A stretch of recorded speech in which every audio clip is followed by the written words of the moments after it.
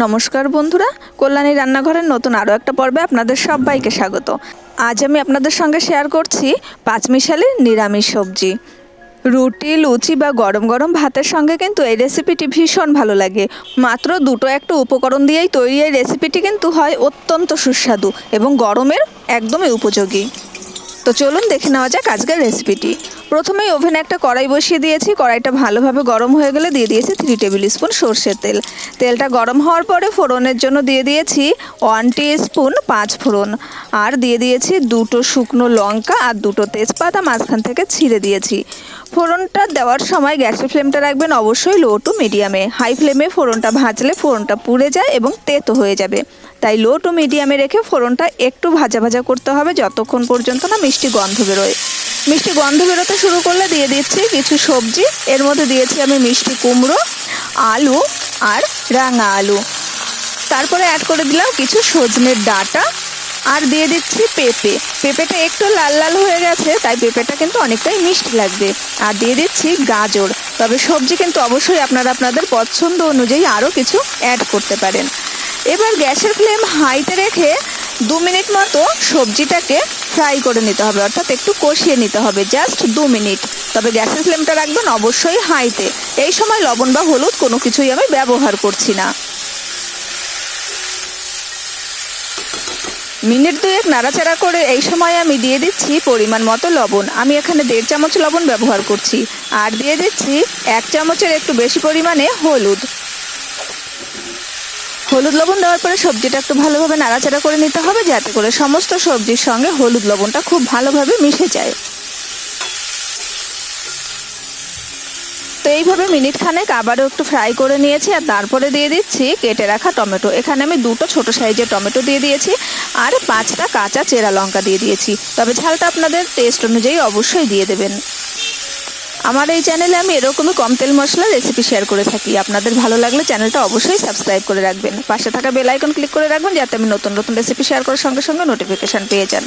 তো মিনিট খানেক নাড়াচাড়া করে নেওয়ার পরে দিয়ে দিচ্ছি গ্রেট করে রাখা আদা, অর্থাৎ 1 চামচ মতো আদা গ্রেট করা দিয়ে দিয়েছি।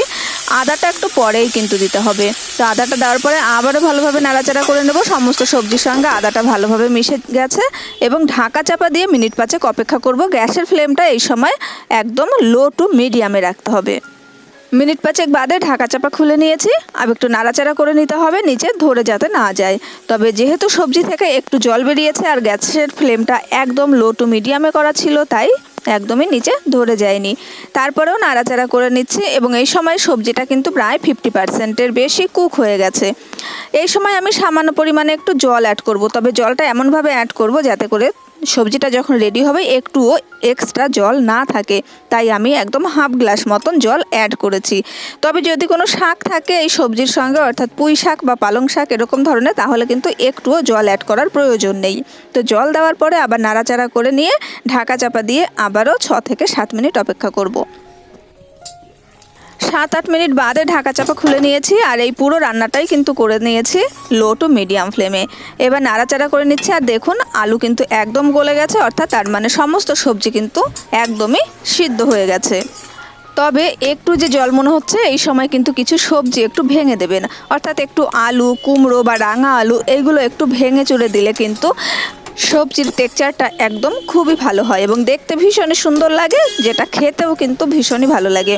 তাই খুন্তি দিয়ে আমি একটু প্রেস করে কুমড়ো, আলু এগুলো ভেঙে দিচ্ছি, যাতে করে সবজির টেক্সচারটা সুন্দর হয় এবং দেখতে ভালো লাগে, লাবড়া টাইপের এসে যায়। যেসব বন্ধুরা আমার ফেসবুক পেজ থেকে ভিডিওটি দেখছেন, তারা পেজটা অবশ্যই ফলো করে রাখবেন নতুন নতুন রেসিপি পাওয়ার জন্য। তো আপনারা দেখেই বুঝতে পারছেন সবজির টেক্সচারটা কতটা সুন্দর এসেছে। তো এই সময় আমি হাফ চামচ মতো ঘি অ্যাড করে দিচ্ছি। আপনারা ঘি পছন্দ করলে অবশ্যই ঘি অ্যাড করবেন। যদি ঘি পছন্দ না করেন তাহলে এই সময় একটু কাঁচা সরষের তেল ওপর থেকে ছড়িয়ে দেবেন, এতেও কিন্তু ভীষণই ভালো লাগে। এখন ঘিটা সমস্ত সবজির সঙ্গে একটু ভালোভাবে মিশিয়ে নিলেই রেডি হয়ে যাবে পাঁচমিশালি নিরামিষ তরকারি, যেটা রুটি লুচির সঙ্গে কিন্তু দারুণ লাগে। আর একদমই বিনা মশলায় এরকম সবজি যদি হয় তাহলে তো স্বাস্থ্যের জন্য ভীষণই ভালো। সব সময় মশলা খেতে ভালো লাগে না, তাই এরকম একটা রেসিপি অবশ্যই বাড়িতে বানিয়ে নিন, আশা করি ভালো লাগবে। দেখা হবে পরের রেসিপির সঙ্গে। সেই পর্যন্ত সবাই ভালো থাকবেন, সুস্থ থাকবেন। আজকের মতন টাটা।